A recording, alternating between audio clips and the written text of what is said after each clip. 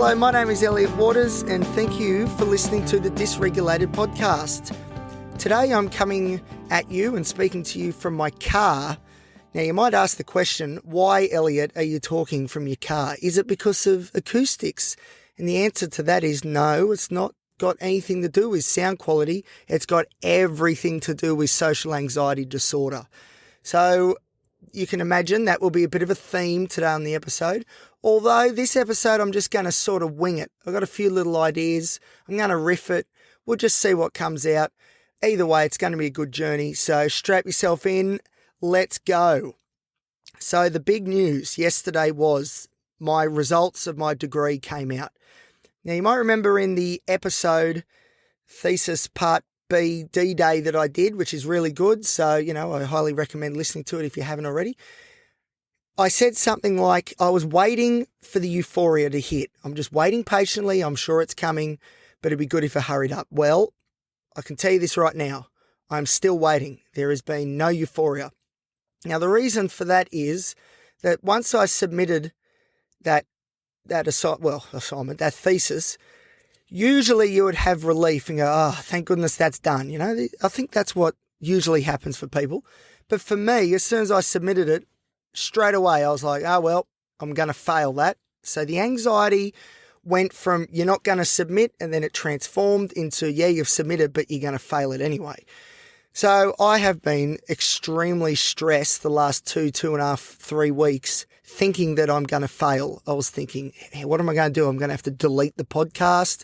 I'm going to have to get a new identity because so much of my identity is wrapped up in hopefully being a psychologist and so many more things as well.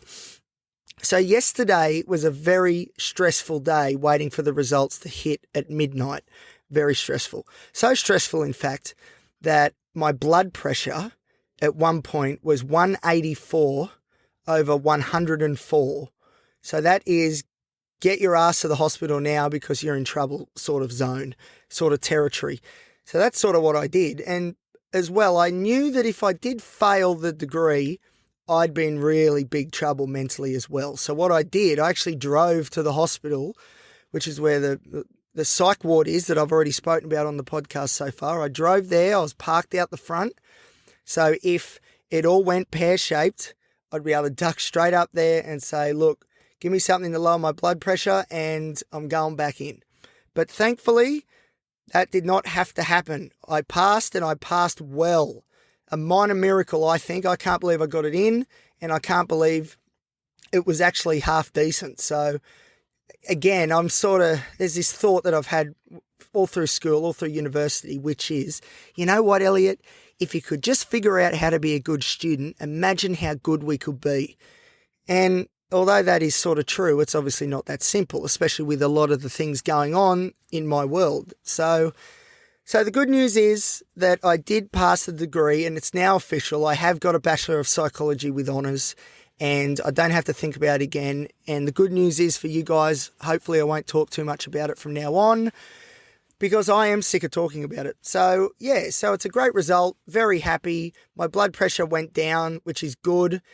I did do I actually brought my machine with me, and I was doing it every 15 minutes. I ran out of batteries, had to go to the survey, get more batteries. So this is how obsessive I was getting over these numbers. And luckily, I made a decision when I got the 182 over 104 that if the next reading, which was after the results were done, so that reading was just before the results were released and the next reading was just after, if the blood pressure was the same or more, I was going to have to go into the emergency department. But thankfully, gradually, it started to go down, which is good. But I think there will be more to say on that one because I've got a funny feeling more than one of my medications is causing my blood pressure to go to this sort of level, and there's a history of it in the family, so we need to be careful. And I also take propranolol, which is a beta blocker, which lowers blood pressure, but you also use it if you're anxious because it stops those physiological responses like the racing heart, the sweaty, clammy hands, tremor, all that sort of stuff. It's really good at nullifying the adrenaline pumping through. But the thing is, I'd had a lot of propranolol yesterday and my blood pressure was still sky high, so that is a bit of a problem. But anyway, we'll see how we go there. That'll be the next topic at my next doctor's appointment. So the thing is though, so I want to explain a little bit about why my brain or my anxiety likes to just jump around and latch onto something, anything, and just amplify it and make life very difficult. So this is how silly it is. I'll say silly. So my first anxious with the degree was I'm not going to finish it. Then the next one was, yeah, you submitted it, but you're going to fail. And as soon as I got the marks that said I was well and truly above a pass mark, which is great, straight away, my first thought was they'll get you for plagiarism. And I got to laugh because I don't plagiarize, obviously. That's not a good thing to do. But I really don't plagiarize. And the fact that my mind would go to something like that when it should know better, I think that really highlights where there's this difference between, this is a stressful thing, and if I finish it though, that stress disappears, versus psychological disorder. You keep ticking those boxes and the anxiety will find something else to latch on to until you mitigate and the effects of anxiety. So the way I see it is every stressor, I guess, has a net contribution to the overall anxious, stressful state that we're in. So if you don't have a psychological disorder, but you've got real world stresses, once you get rid of one, whatever percentage of the overall is in that one stressor, you take it away, and then the overall total starts to drop. When you've got an anxiety disorder, it doesn't matter. So I take the degree away and there's this big gaping hole, and that hole is tranquility and calmness. And instantly the anxiety fills that hole with something else. So that, I think, is one of the key determinants of the sort of psychological disorders versus life problems. Now, don't get me wrong, life problems are not fun either, and they can turn into psychological problems very easily. But as I think I showed just then, these disorders don't work on logic. There was no logic for me to think straight away as soon as I got the great mark that they're going to get you for plagiarism. There was no logic in that at all. And I actually was very shocked when it happened. I didn't, which goes to show how much control do we really have over ourselves. But yeah, so anxiety is a problem now. So let's swing back. So that anxiety there, that is the generalized anxiety disorder component that's working there and latching itself onto all these different scenarios and situations and creating stressors out of nothing. Social anxiety, though, is a bit different because, again, it's mostly to do with social phobia and that fear of judgment. So this ties into why I'm sitting in my car right now recording this episode. So where I live, I need to explain a little bit where I live and how I live. So I live in this share house thing. There's 40 rooms. It's an old Catholic monastery, and that might sound sort of cool and historic. It's not. It's a bit of a dump. But anyway, this is where I live, room 32, and the people there are, let's put it this way. I've learnt a lot about behavioural science while I've lived there. But the other thing is, though, I actually feel quite at home with these people too. So I don't mean that in a disparaging way. No way. I feel very accepted. But so I'm in my room when I do these podcast episodes, and, I'm a pretty loud talker, so I've been told. And I'm always so self-conscious that people are listening, and that, people will be walking down the hall and they can hear from my room me bellowing about mental health and my own story, which is funny that I would fear their judgment about my mental health story when I'm more than happy to put it on a podcast and anyone can listen to it. So anyway, again, logic isn't strong when it comes to these things, these disorders. But unfortunately, the last probably 2-3 days, my social anxiety has kicked up a notch, and I just could not do it. I could not record this episode back at home because I was fearful that people were listening and judging me for it. So that is why I'm in the car now. And to be honest, I'm in the car, but I'm looking around, and another car almost pulled up beside me, which would have been difficult. But anyway, they kept going, which is good. So that is why I'm talking here today, because my social anxiety is through the roof. along with my blood pressure. I wonder if they're linked, maybe.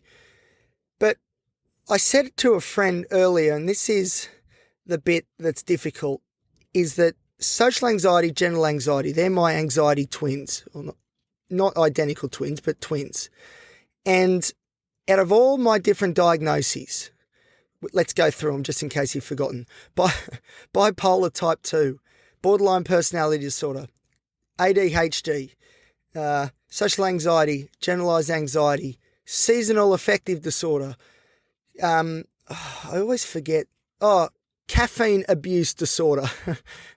You got to laugh. Anyway, out of all of these disorders, it's the anxiety ones that I just can't see how I'm going to get where I want to get and get those symptoms in remission.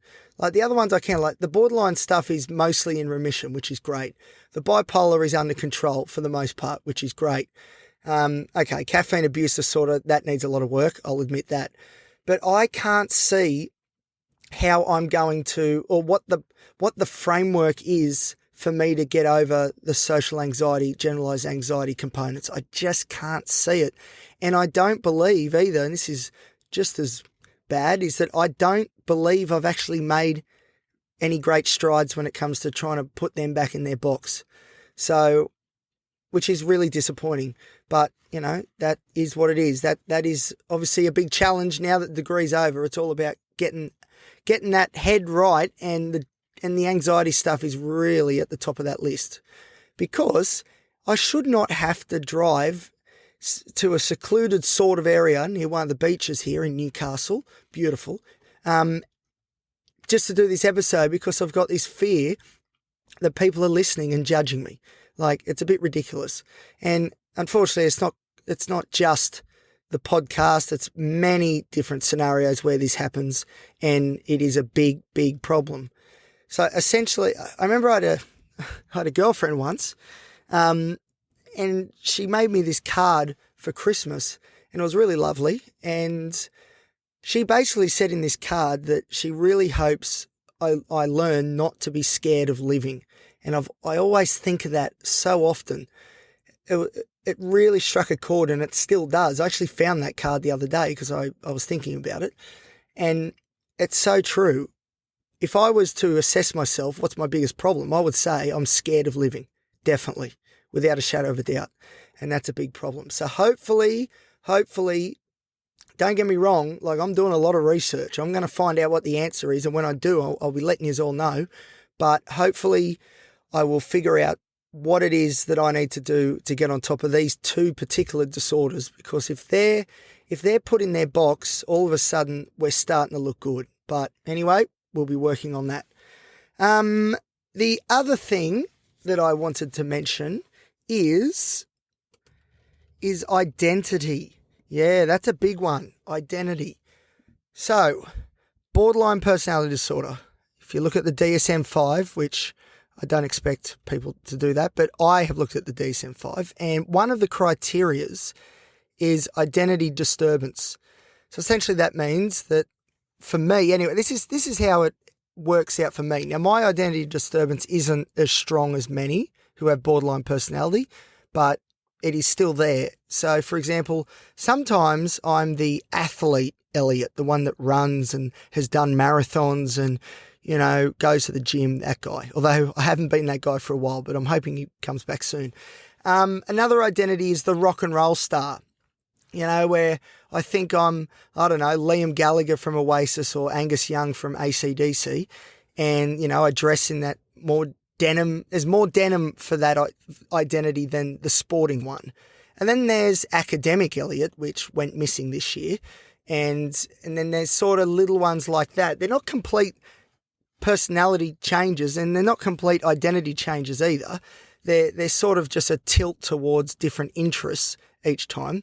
So there's no multiple personalities going on, which is dissociative identity disorder, DID. That's not what's going on, but it's sort of, it can be a similar sort of thing, but not to the same level with some people with borderline. But another of my identities, well, I guess this is a part of the academic sort of identity, is that for 5 years actually, I'm a student. That's the badge that I wore. What have you been up to, Elliot? Just working hard, trying to finish my degree, and all that. Oh, great. What are you going to do when you finish it? I'll be a psychologist, hopefully. So being a student is definitely an identity. And the thing is, now it's gone. I'm not a student anymore. See you later. Now, don't get me wrong, I may be a student again in the future, hopefully, but as it stands now, that identity is gone, and there's this void, and I tell you what, when I submitted the other week, the first emotion I felt was sadness, because I was sad that I would miss the university, I would miss, the routines that, although I didn't stick to very well, but, the routines I tried to stick to, of going to the library at night, all this sort of stuff. It was very sad. And it was like I'd lost a part of me in that moment, which is pretty common, they say. That I think that is common because you're building towards this massive goal. Then once you hit the top of the mountain, it's like, what now? Do we just go back down? And then you sort of do. And I guess too, as you submit your assessment, you're at the top of the pile. And then once it's in, you're thrown back down to the bottom again, and you got to work up from the bottom. So, and obviously out there in the jobs world is quite different, and you got to start at the bottom. That's just the way it is. So I lost a bit of my identity, and that might sound a bit over the top, but I'm telling you, for me at least, it's a pretty big thing. And I haven't quite reconciled that with myself. Working on it, but haven't quite got there yet. But it doesn't just happen with university. I know people that have been working at a certain job for X amount of time, and then they leave the job and it's the same thing. Oh, you're the guy that works here. You're the guy that looks after this place. You're in charge of this thing. And then all of a sudden it's gone and you got to fill that void. And I was talking to a psychologist the other day, and we were talking about this identity stuff. This wasn't my personal psychologist. This was a friend. And he said that some people do grieve. They go through the stages of grief when changing jobs if they don't leave on the terms that they would want to, or if they leave and they didn't particularly want to at all. So these are real big issues that might not seem that big on the face of it, but yeah, the evidence is out there, that's for sure. So I'd be interested to know if you guys have had similar things happen, because this whole losing my identity, like even I said before that I'm not much of an athlete anymore. Well, if you listen to the episode Run, Elliot, Run, basically that episode is all about me trying to reclaim my athlete identity and how difficult it is that it's gone and the guilt that I felt for letting it go. So definitely watch that, listen to that episode. So I think we might leave it there. I hope my ramblings made sense. As I said, this wasn't really structured, and you probably could tell that, but I think we got a few points across, which is good. And I don't even know how it sounds. Maybe it sounds terrible. I'll have to play it back. If you get to hear this, obviously I've decided it sounds good enough. Maybe the acoustics in the car will be very beneficial. I'm not sure.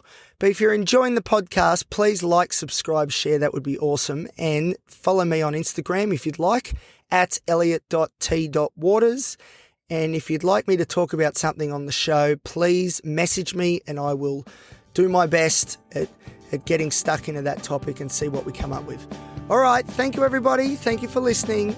Goodbye.